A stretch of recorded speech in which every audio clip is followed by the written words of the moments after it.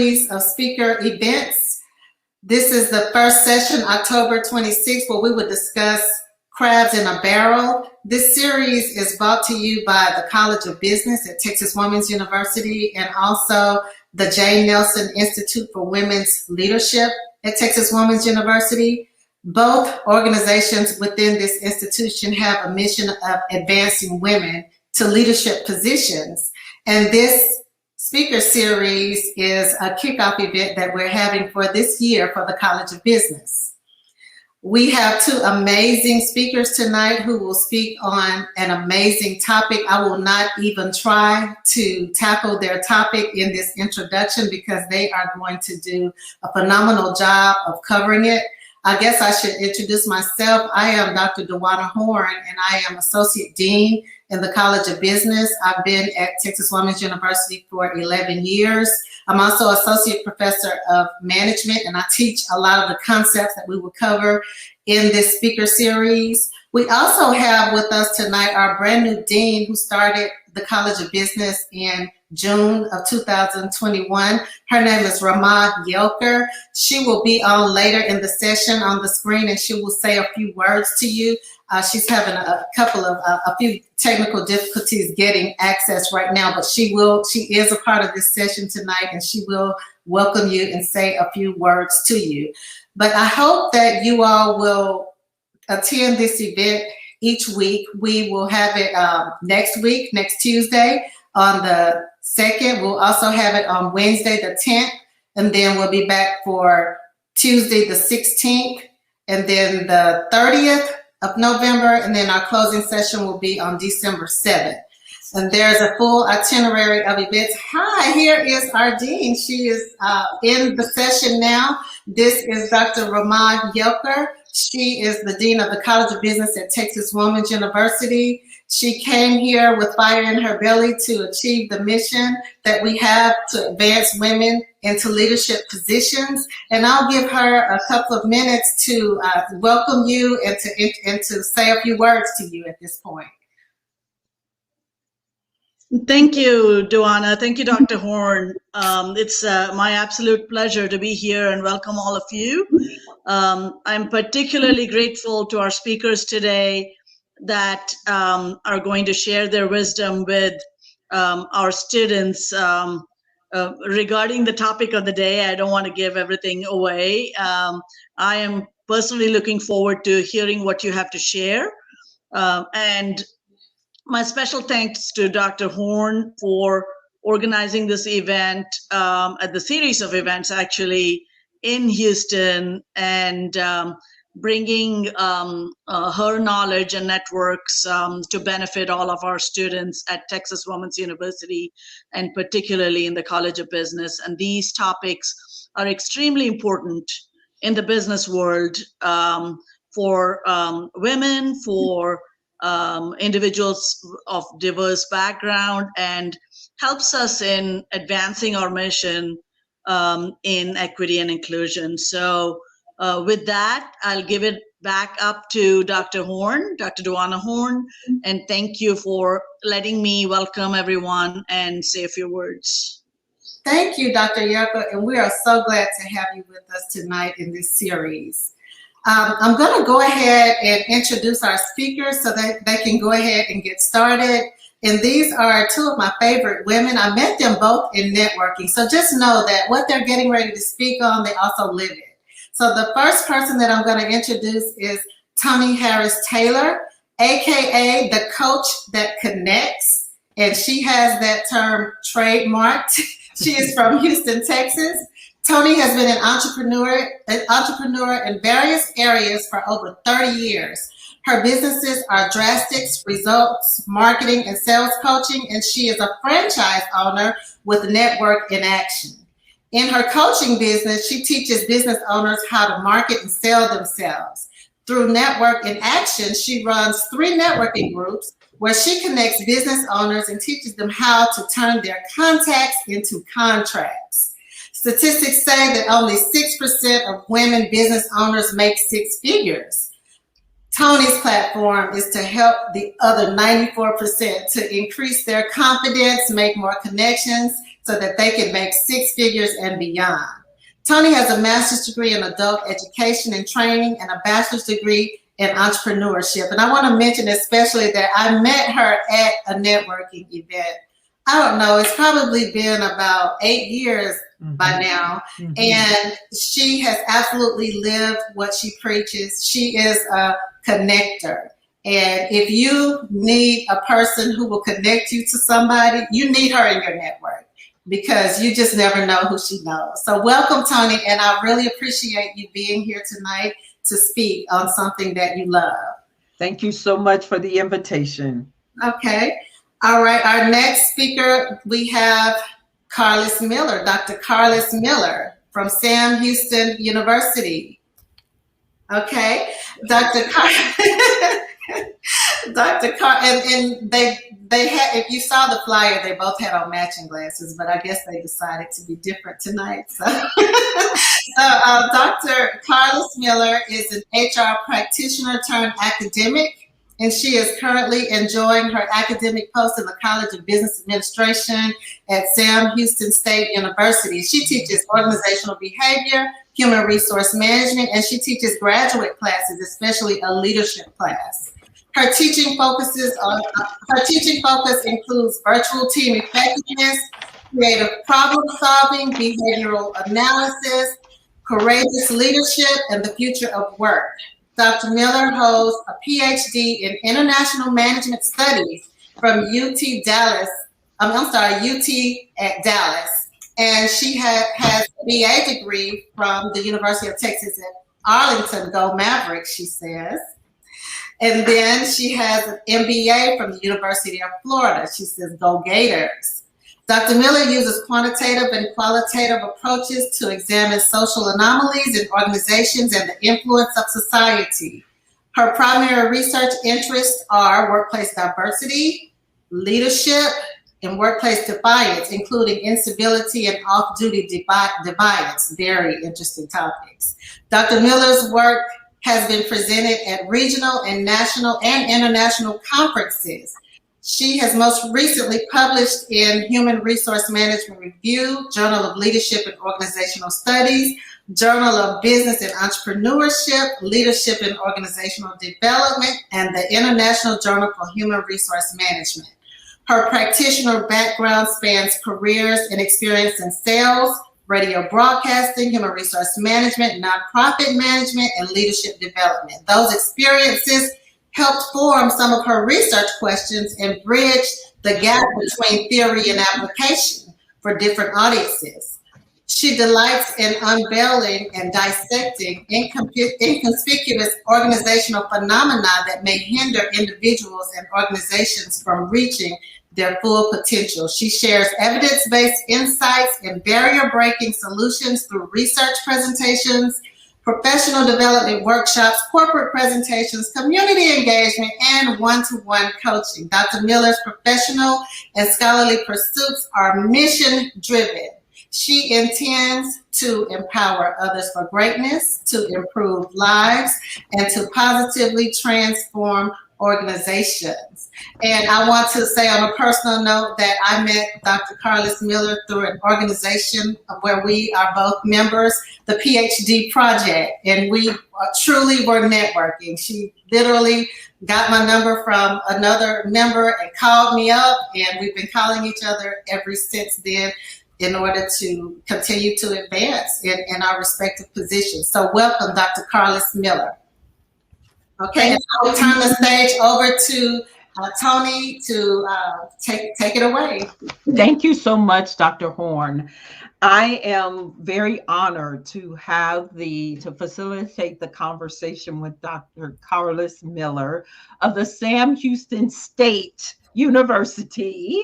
And we've already had a couple of conversations about this crabs in a barrel syndrome.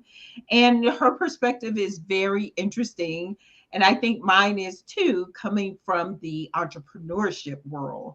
So Dr. Carlos, before we start with the Q&A, how did you even come up with this crabs in a barrel? And you've taken it and made a dissertation out of it. But how did this first enter your life? Well, you know how in families and in our, my culture, stories get passed down around the dinner table. Somebody does something at school or at work, or, I think my first encounter, even with the term, the metaphor, the phrase, the story, I was actually in high school. And I remember feeling very special because I was in this AP class and I was the only black person, the only black girl in there. And we had a new kid that came and he joined the class with me and something happened. It was like, wait a minute, he's taking my shine. Like why am I feeling this way? I'm not feeling like I'm the special one anymore. And I, just in case he's watching, I dare not say his name, but because I never told him that I felt this way. But I remember talking to my parents and saying, like, yeah, there's new black kid in my class now. And just like, well, why do you feel that way? I was like, I don't know. I don't know. And he's like, well, dad giving me the speak. Well, you don't want to be, a crab in a barrel. Like, crab in a barrel. What's that? And that's when you hear the story of the crabs in the barrel. So I love to hear other people tell me their first time hearing it. There's this clip. It's not long. It's up to you if we have time to play it. But there's this clip by Kevin Hart where he explains it the same way I heard it. So I don't know. Do you prefer to? Yeah, let's go ahead and you go ahead and play, Kevin. If you got to share screen rights, go ahead, and we all could use a good Kevin Hart story. In the meantime, while she's bringing that up, if you have questions or comments, please put them in chat, and our moderator will bring them to the stage, and then we will address those as they come in. So we're going to have a good dialogue, but it can only happen if you engage in chat. Okay, Dr. Miller, share. Can you please let me know if you can hear? There's enough success in the world for everybody. I can hear, but it doesn't show. Jason, can you make it share her screen? A better place. Right now, it's a crab in a barrel mentality, and it takes people to speak up about being positive, about bringing people closer together, and that's what I do, man. What is a crab? What is a crab in a barrel mentality? A crab in a barrel. You put a bunch of crabs in a barrel. Yeah. Every crab that tries to climb out of the barrel, there's another crab that's going to grab that crab and pull him back in. Eventually, no crabs can get out the barrel because they're all pulling each other back down because they're all trying to get to the top. No crab is helping. How do you not know that? I don't understand. Because I haven't read your damn book. You know that's interesting that I forgot the host's name, but the host didn't know it. Mm-hmm. So is this something that primarily affects the Black community? Well, I thought so at first because I'm Black. That's my sphere of influence, my primary sphere of interaction, my identity, and which salient for me. So that's where I had heard it. So therefore, when I heard, and I had heard it a couple of times, I heard it first from my parents, but I heard it before whenever there was like kind of some infighting, people hating on one another, or they say, why are you trying to steal my shine? These types of warnings that say, no, we need to support one another. I've heard this. So when I started researching, when I started trying to understand the etymology of the phrase, etymology. Yeah, there we go. It's not, it doesn't belong to the Black culture. It doesn't even belong to the US, period, actually. This is just one example. I don't know if anyone has had an opportunity to look at the new Netflix craze, the show Squid Games that's on Netflix. And they show this kind of sick, twisted, mind-boggling game that people come to play because they're in a dire or desperate situation. And within this show, within this game, you have some folks that come from the same neighborhood. They're supporting each other, but then they realize at the end there can only be one winner.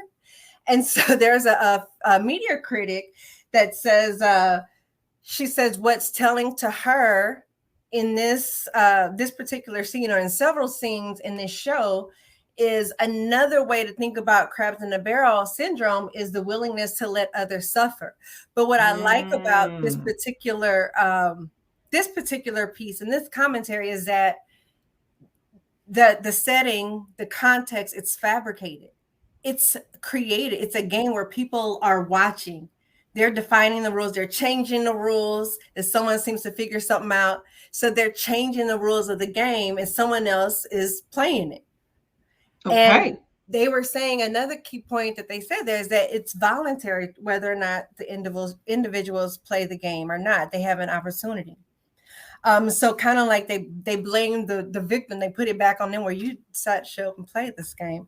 So I say all that to say, just given, another context that's not necessarily from an African-American lens of how we look at human behavior and competition and conflict. I found early records all the way going back to the 1900s. Because there are some other English historians that were trying to understand the etymology of crabs in a barrel syndrome. So here's where we can see it in literary works, and they're describing conflictual behaviors amongst women during the war. Women had always been self-reliant, but now we're creating this opportunity for them to kind of fight and battle it out against one another for the sake of opportunity. Okay. As I've talked to people, different cultures, because I've been carrying this message, it's been called the Indian crab pot. It's been called Mexican crabs in a barrel or a bucket. I've just heard about it from many different people. I had friends who came from another country and said, that crabs in a barrel thing you're talking about, I've seen that. So much so that I'll tell people when you immigrate here, don't go look for your people. So it's something that that's not owned by any particular group or any particular ethnicity or any particular gender. But what I have seen that's been the consistent thread is the idea of scarcity of opportunity or mobility against uncommon odds and a desire to succeed and excel. And something getting in the way of that.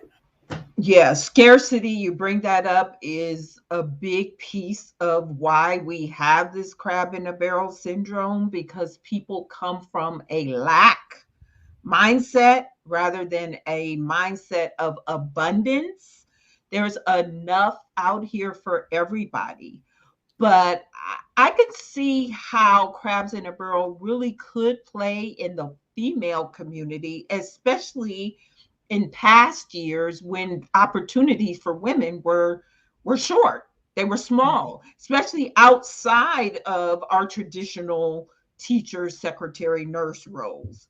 When you went outside of that, there were very few opportunities for women. And I could see how some women, like you felt with your parent when you were talking to your parents, how you kind of liked being special, right? Because you were the only one. And sometimes women, because they are one of few, they kind of like to keep it that way to get that attention. So the question, but they probably wouldn't admit that, though. I was going to say, so the question is, how do you recognize as a woman that you're the crab? The one that's pulling the other ones down. Actually, I'm going to show that. So, I love this movement that we have on, self-awareness, reflection, mental health, being centered, being grounded. Having a squad, I think, is very important. A trusted tribe of individuals that can, because I remember telling somebody, giving a friend of mine a license. I said, if I start behaving like this, please slap me. Because I recognize that being someone who's, very goal driven, career driven, motivated, I want us all to win.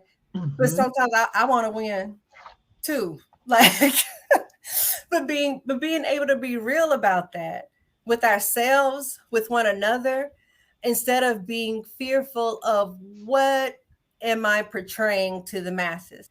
So I would even say some of the critics, I have a lot of critics with this research that says that by me engaging in this research, that I create a narrative or a picture about a group of people that helps to reinforce a stereotype that isn't true. And, so I'm like, well, actually, I'm here to create awareness and ask folks to think about your interactions. So, Tony, I'll give you an example.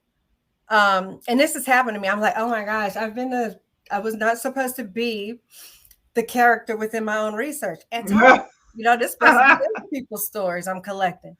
But I'll take, look at you. I'm like, man, her eyeglass game is on fire. Man, she's this amazing networker. I want to be like her when I grow up. Again. And then I come and I say, hey, Tony, I know you're all about networking, and I was just wondering, can I shadow you? Can I just tag along? Can you bring me in on one of your conferences? And suppose you respond and say, oh, Carlos, that is fine and dandy. First, I would love for you to just attend, be an audience member, okay? And then we'll go from there. That's fair for you to say that, right? Because you're like, I can't, right. Okay, little grasshopper, you got a little success, but I could have this expectation because we both believe in our eyeglass game. We're both believing in connecting. You're Black, I'm Black. You're a woman, I'm a woman. We believe in empowering one another. How dare she not want to help me the way that I said that I want to be helped? And then I done took that little exchange and I've created a whole story in my head and a dynamic between you and I that you never intended it for us to have, because in your mind, you're like, I do want to help you, but I just want you to start here. I love that analogy. And yes, you can come to my conference. So, but I love that analogy. Now, you said this actually happened to you. So tell us the story about how this happened to you. Well, I'll say, in a couple of instances, I've come to realize that crabs in a barrel, some people with the metaphor, people are like, well, this is this pulling down. It's this literal pulling down, and it's not literal. It's figurative, right? And a pulling down can also just represent the taxation on our minds, our emotions, our energy. So I remember I have a friend. I hope she's in tonight. She wouldn't mind me saying her name. I remember we started grad school together. If she's tuned in, somebody might know who she is, but I don't mind. And and I have this shirt on to represent. It says first but not last. Here we go. First but not last. So, I say in our programs, our grad programs, we were the first. And I tell people in 2021, I don't want to be the first anymore. Because you're the first to blaze trails, you get scorched. You can get scorched in the process. Yeah, absolutely. Absolutely. But the microscope, we felt the microscope on us. We were each other's ride or die through and through. And she's still my ride or die. But there was a moment where she asked a question and I thought she was trying to make me look bad. So in my mind, again, perceptual. And the reason why I'm telling things from my lens, because I can't really speak to other people's lens outside of my research participants, because otherwise this is their stories. Although I do have other stories. I felt like, dang, she trying to make me look bad so she can look good. Like she can look smart. And I'm sitting up here like, I don't. Why would you ask me that question? I don't have the answer. Now I'm going to look bad. Now they're going to think I'm not serious about being a scholar. And, I have to go try to find a job, get my job back. I'm not going to be successful. I mean, this whole thing. And I was mad. And we found out later. I found out later because we had a heart to heart. And we believed in confronting our issues or our concerns, having the tough conversation, the courageous conversations.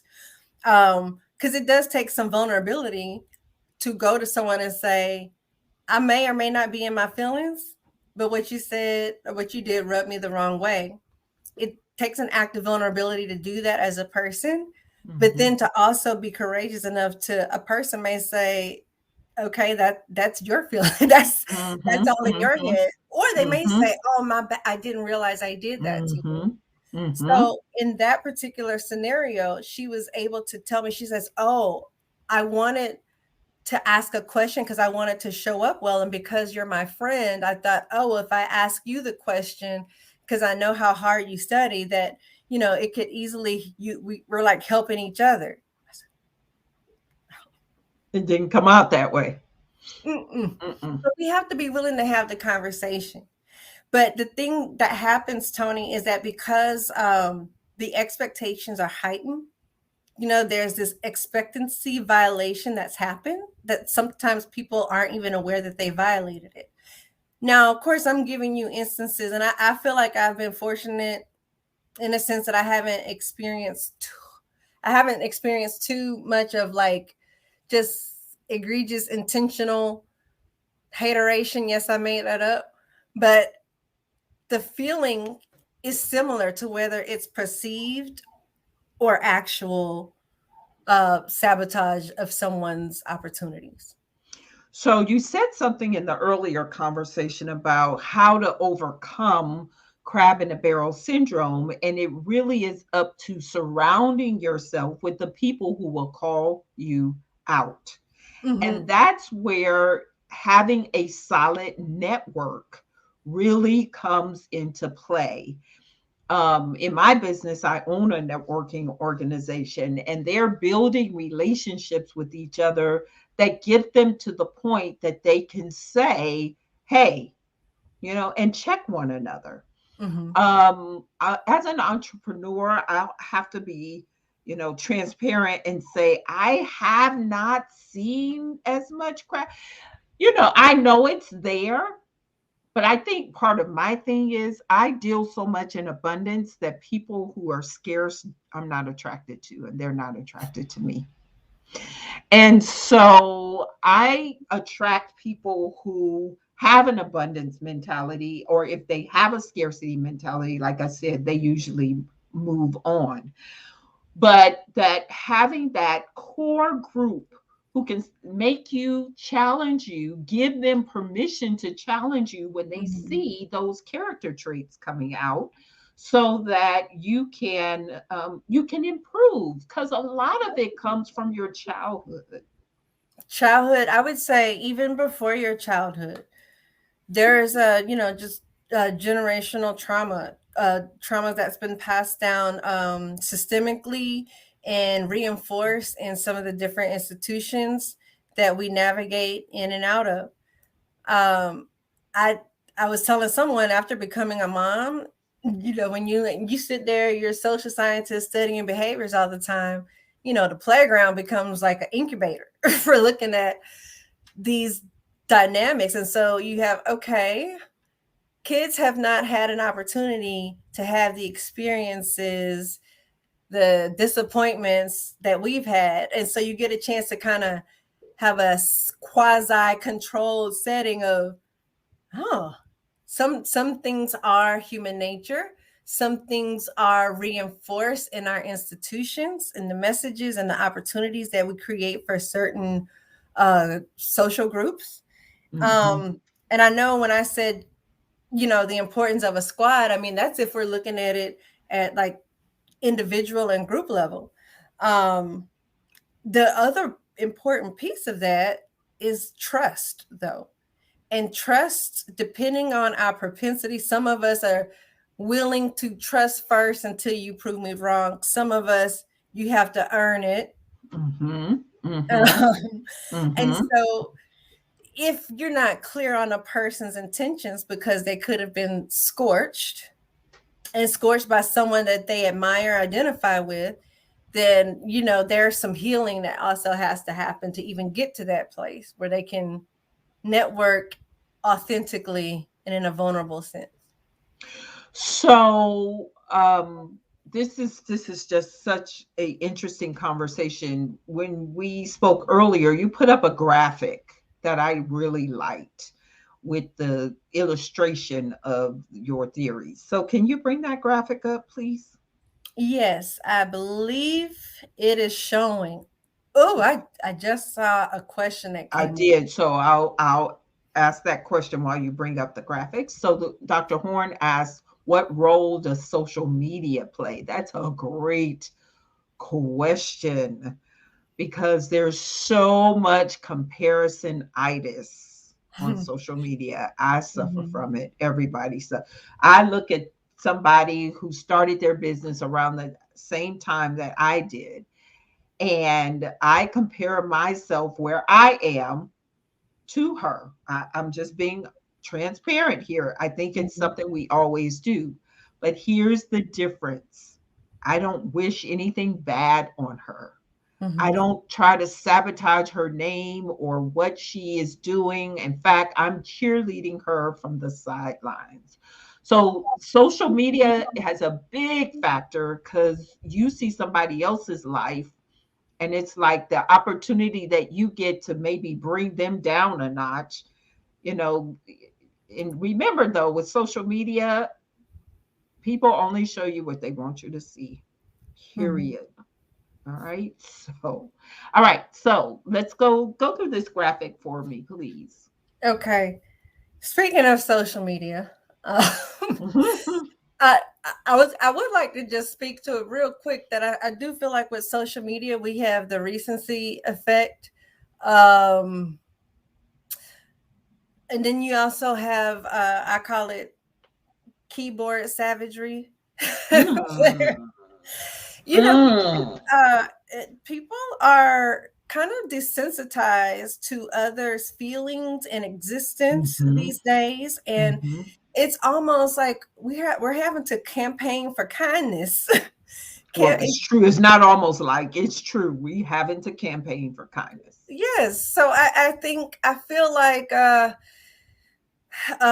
social media can exacerbate a situation. It can expose um, a conflictual nature and kind of light gas to it, unless we have the counter the kryptonite of kindness to say, hey, well, let's try to facilitate a conversation. Let's agree on some ideas on how to engage in conversation. Yeah, I had people. Yes, social media is like I can come in real quick. I don't have to have any references, no receipts. No. But yeah, I saw this illustration, and one of my colleagues from that actually went to grad school with me at UTD, Dr. McCauley, uh, he shared it with me. It's like, hey, Carlos, I remember your research and I saw this and I thought about you. I've seen this go around social media in a few different ways on Twitter and on Instagram, on Facebook. As it says, if you put the crabs in a bowl and one tries to escape, the others pull her down. This is called crab mentality. Or if I can't have it, you can't too. But crabs don't naturally occur in bowls. They were put there in an unnatural state by someone with more power, control, and privilege. Trauma is not a natural state, so don't judge the opposed by their resistance. Wow, that Yeah. is so powerful. Now, when you look at it that way, and Mhm. we're talking about women, and we are put in a situation that causes us, because there's lack of opportunity, lack of growth, a glass ceiling, all of those things, that causes us to be in a bowl by people Mhm. who are in more power and privilege. Yes. So that illustration really outlines it. But the question becomes, what do we do about it? So we can shatter the bowl and create our own opportunities, write our own rules. We can. It's called refuse entrepreneurship. entrepreneurship. We can refuse to play that game, similar to the Squid Games. And I actually brought up some other ideas that I added on to Sure. a slide that I just want to bring up real Well, quick. while you're bringing that up, anybody in the audience, please put your question in chat and the moderator will share it on the screen and we'll address it, because this is a not just a two-way dialogue. We want to engage with the audience. So please share any comments or questions that you might have. Comments are good too. We can expound on it. Okay, Dr. Miller, go ahead. So, there's things that we can do, like I said, at the individual level, we can take control of our own circumstances, create opportunities for others that will allow us to create more dynamic, kind, and inclusive climates and cultures, therefore creating economic and social value. However, for those of us that do want to continue to work in organizations and companies and institutions, those who have have the bandwidth, continue to challenge systemic biases and even internal biases.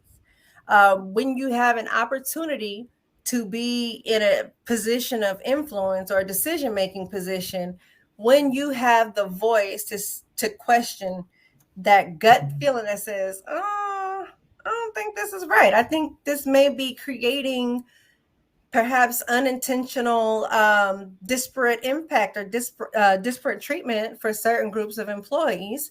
Let's explore this, or let's at least raise the question. And of course, not raising it with the sense of trying to make someone feel bad, but trying to help improve how we take an organization, a team, to the next level. Moving towards a climate for inclusion. And I know this may seem like a buzzword, particularly in today's societal climate, but inclusion is part about embracing our unique differences that we bring to the table, that we bring to an organization. But it's also about creating this sense of belonging, letting each person feel like they are a valued contributor, like you want them there. They have something to add and you value it, not to the extent that you can exploit it, but to the extent that there's this communal opportunity for growth, if that's your organization's mission. Intentional mentoring. You mentioned this earlier. You said this sounds like a right place for employee resource groups. I would say, there are some people that are like, oh, our organization is like, it reflects the demographic proportions of the U.S. We're good. We checked all the boxes. We don't need this.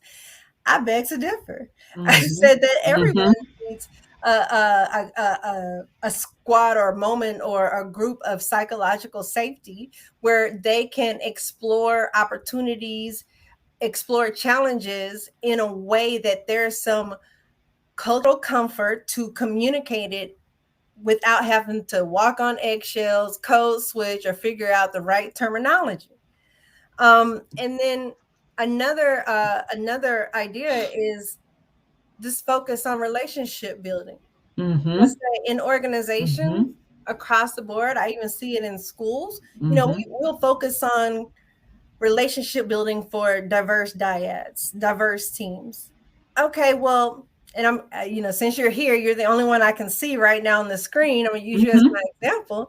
Well, Tony, I can look and say, oh, you and I, again, we're women, we're Black, we both like red lipstick. We don't need to practice on or be intentional about developing our relationship. We're good to go. It's those people that we perceive as being different that we need to focus on. And I would say, no, we have to focus and be intentional on building relationships, even when it doesn't seem like we need to prioritize those, because those relationships, those networks are instrumental. Yeah, relationships are everything.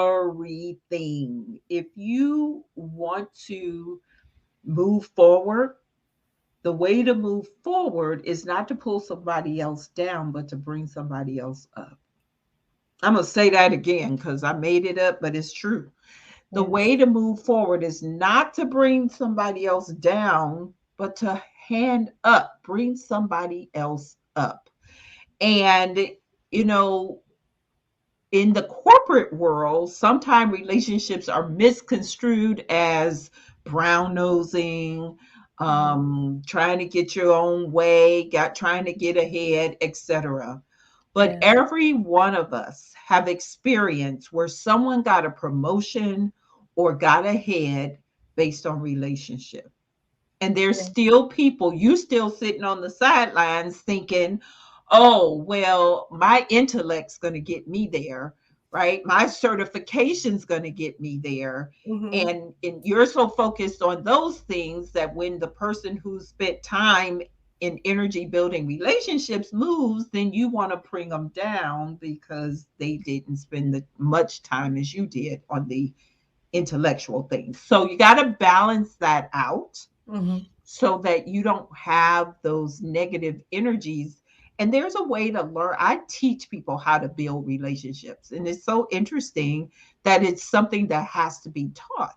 But especially in today's world where we're all about technology, the relationship has become, you know, by the wayside. But the relationships mean everything. And if you want to get ahead, it's going to take time, energy for you to build those key relationships. So I have another question. So now you've done all this research and it's really good stuff to help people to recognize it and to move past it. Where do you want to take your research? What do you want to do with it? How do you want to grow? Well, I would love for all the words that I say to make it into print. That would be great. But so yeah, I've done the research, but it continues to be a labor of love. I remember, you know, as a young scholar, you know, we were told, or I was told that, you know, if I focus on issues like this is more advocacy, you know, belongs more so like in sociology, not necessarily, you know, in the field of business or management. And I was like, well, and I used to be like, no, it's science because it's human behavior and we're looking at these intergroup and intergroup dynamics. And now, I mean, I'm still a junior scholar. I'm still learning and I'm still growing and I still haven't, my research still hasn't landed in some of the outlets that I wanted to as I continue growing and spreading this message. There's work to do because it's so nuanced. But I'm okay with the idea that it could mean that we're advocating for change. So yeah, I used to shy away from that because I wanted to be viewed as a serious scholar because in the academic world, there is scarcity of opportunity. You know, 5% of us, our work will make it into a journal. But if I define what's meaningful for me, if I can play that game, but also do what I feel is important, which is creating awareness, building community, being intentional about meaningful relationships. I'm really about healing the whole self and everyone being able to bring their whole selves to work, whether that be in entrepreneurship or you as a sole proprietor, or if you decided, you know what, I'm going to be the CEO of my home. And, you know, whatever space that we are navigating, that we can be exactly who we are, rid ourselves of some of the baggage that says we have to try to be someone else or we have to try to beat someone else in order to get ahead in life. And I'm not saying that competition is bad. I think some element of competition is healthy. Sure, it's good, absolutely. You know? But then that's why, and I would love to show, I have my working definition from my research. Sure, go ahead. I'd love to show it. Still a work in progress, but it says the crabs in a barrel syndrome represents the mentality and behaviors of marginalized group members who engage in social undermining or hyper-competitive behavior with a peer, supervisor, or subordinate with the intent of self or group preservation. The syndrome is a symptom of oppressive systems that fabricate scarcity of resources and opportunities. Oh, y'all cover up. There's a P missing. I'm outgroups and promote competitive and conflictual social interactions that violates group norms for respect, helping, and support. And the reason why I want to make sure that people see this and not the typo, see, that's what happens. When your opportunity loses a P, we lose sight of the vision and the goal. So your opportunity needs 2 Ps. Okay. That's the message. So go back to the definition, please. Okay.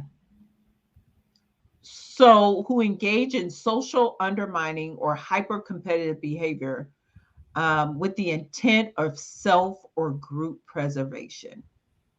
So that's how you can identify if you're the crab that's pulling people down. Mm-hmm. And it's okay to have awareness. It's not okay not to do something about it. Yes.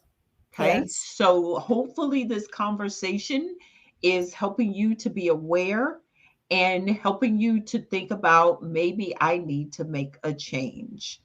The other thing is that, you know, if crabs had hands, I would think that they would pull each other up. They don't have hands, unfortunately. So I would like to think that when we're in that represents some limitations. Yeah. Okay. There you go. So I would like to think, because we have hands, we can take our hands while we're climbing and bring somebody up with us. So I saw something come on the screen. Can you flash that again for me, please? Why do whole self people end up lonely? At least Elizabeth.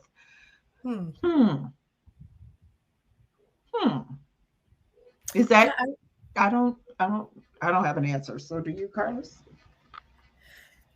So, you know, I wish we could have the open dialogue so I can get more context or clarity.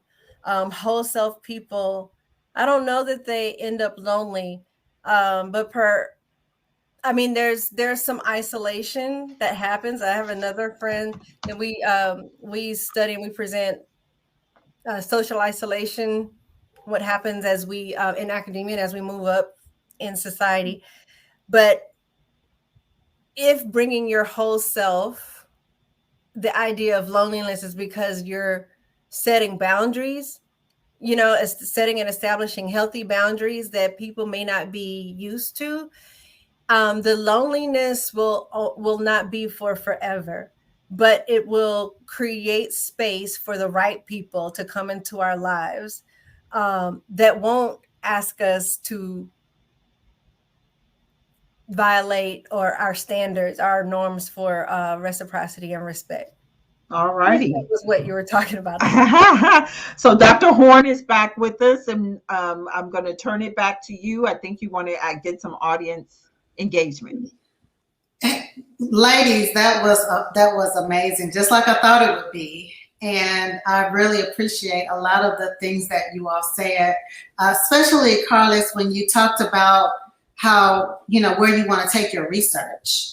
And one of the reasons why I was so attracted to your research for this speaker series is because it's so relevant to women, you know, and it's relevant to our journeys, our individual journeys, our collective journeys within organizations. And it affects the organization, because whenever you have an environment to where, you know, there's anything hindering respect and support and helping, that is subtracting from the organization's ability to get the best talent. And we need the best talent in organizations to have the best results in organizations and have the best effect on the bottom line in organizations. So I like what you said about how you want to improve on your research and get it in more outlets and get more people to see it and get more people to see how relevant it is. And Tony, when you were talking, I thought about something that I learned from you. And I learned this from you within the first few times, maybe even the first time I saw you spoke. I think when I met you at that SCORE event where you were talking to business owners and entrepreneurs, and you were talking to them about how to connect to other people, you really opened my eyes and gave me a whole new, brand new perspective that I use to this day when networking. You told the audience that, when you go to a networking event, it's always awkward for everybody. Nobody likes networking. Like, who on this call today loves networking? Like, at one point in time, everybody's always uncomfortable with networking, but you have to find your way and find your conversation into rooms. And one of the best ways that Tony taught me to find my conversation in a room is to see how I can be of assistance to people. So it's not always about going in and seeing what you can get from the networking event, but using your skills and your talents and your resources to see how you can help others. And once I got that perspective down pat, like, I'm kind of right behind Tony. Like, I will do some networking, some connecting, like even, to get these panelists for this speaker series. I mean, I've cold called some people, and I've called some people to call some people. So, but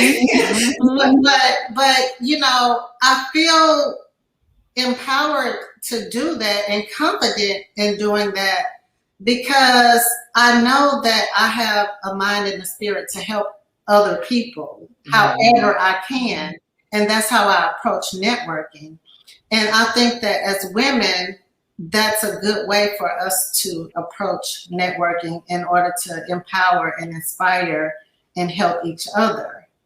And so that's a perspective that I learned from Tony. Well, thank you, Joanna. And you have always been an advocate for me and the people around us. But I saw a question that came up. Shamika, I think is the name. Yes. Would you answer this question for us, Carlos? Because this is a big one. Yeah, it's big, and it's the unfortunate piece about it. I know people because I've been collecting these stories. I've been a story collector, and when I get one like this, especially when the situation is more than a crab in a barrel syndrome, but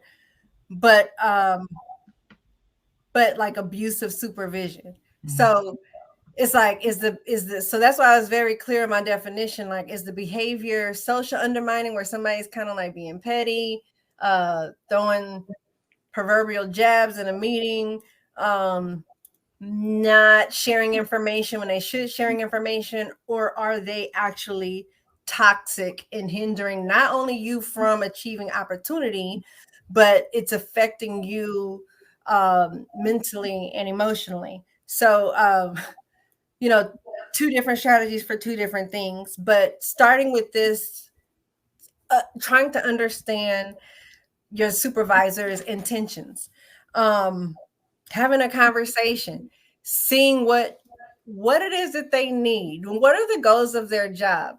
Are they seeing you as a threat? Are they feeling like because they had to work so hard to get to where they are, and they see you come in fresh out with your MBA and you skip some ladders on the rung and you just jump on in there, and it took them like 20 years and some Hail Marys to get there. So they kind of like. But sometimes when it's our superior, it's really, really hard to ask those questions when it's our superior, which pushes us sometimes back to our networks in order to cope and figure out ways to deal with it. Because, there are some bosses and some superiors to where, just you asking those questions along those lines.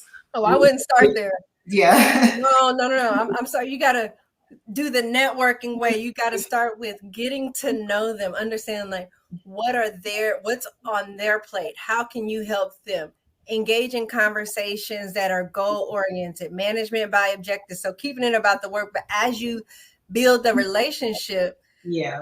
And you know, our OB stuff, it teaches us that by having being a dependable person for our supervisor, someone that they can learn to trust and depend, you will eventually be able to have those more authentic and transparent conversations, because it could feel like they're being a crab in a barrel, but you may not know what other pressures are coming down. Right, are going. And I think that's really important. And I think that speaks even more to some of the other solutions that you offered earlier is, you know, being a support. I mean, this is all about being a support and helping other people. You know, sometimes you may not be actually pushing someone down in the barrel, but you're not helping them either. So, you know, that exasperates the problem even there. And then another thing that I've learned, even in my own research about women helping women, is that, you know, the same spirit that will cause you to push someone down in the barrel or not offer help or assistance, that same thing will limit you from actually asking for the help that you need in crucial situations as well. And I think that that's one of the main alarms to, you know, that you may have a problem with this whole phenomenon, is if you can't ask for the help that you need as well from people who are further ahead of you, or who are more accomplished than you, or things like that.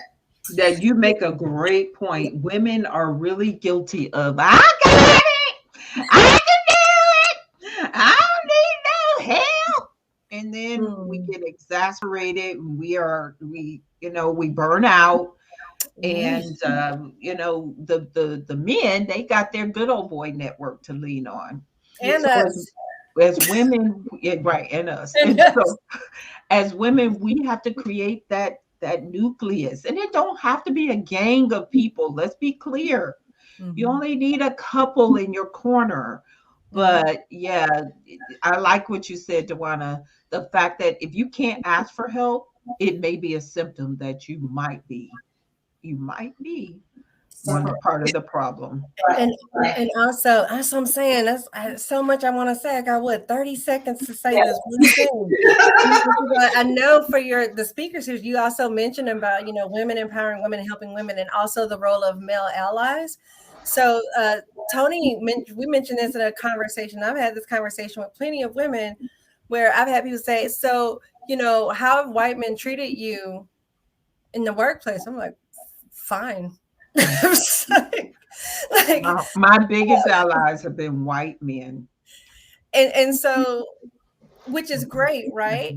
But what happens is, if we have conflictual interactions with women, we may say like, well, I'm not fooling with women. I'm gonna just deal with the men because they're not drama. We can't do that. Anytime we find ourselves saying that, we're part of the problem. And we are part of the problem. Yeah. I wish that every woman would know that. Like, anytime we find ourselves in a situation to where we want to count out women, and we don't fool with women, and we don't want women as our bosses, and we're a part of the problem at that point. So I totally agree on that. But ladies, this has been a very interesting conversation, and I hope that our audience has felt the same, engaging some of the comments over in the session on the comments. I think that our audience have pretty much enjoyed this. The only thing that I wish is that we could have gone longer, but we said that this would be an hour long. We've got the conversation going. We've offered some solutions and some tips for how to avoid it, and how to put a stop to it, and how to do your part in not being one of those crabs in a barrel, pushing other crabs down. So with that being said, we're going to go ahead and end this conversation for tonight. I want to call your attention to our other virtual sessions. November 2nd, next Tuesday, will be Leadership in a Virtual World. Wednesday, November 10th, will be imposter syndrome, which we've touched upon that even in this conversation tonight. So that will be very interesting. Also on November 16th, we will have the topic is a few good women, diversity and inclusion in the C-suite, where we will have a female CEO, and I will name that person in the next week or so. And then on Tuesday, November 30th, Women on Board, a conversation with Raquel Lewis, a very newly appointed African-American board of director with Centerpoint Energy.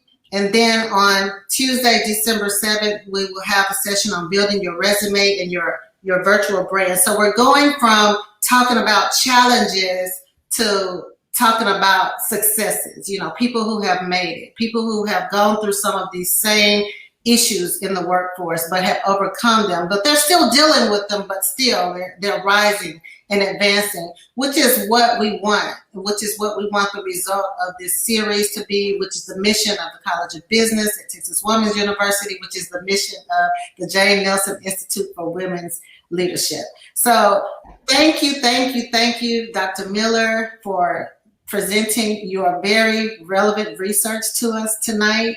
And thank you, Tony, for bringing that practical perspective about connecting that you always hit the nail right on the head with. And with that being said, this concludes our session for tonight. Thank you. Thank you. Bye. Bye. Women empower women. That's right.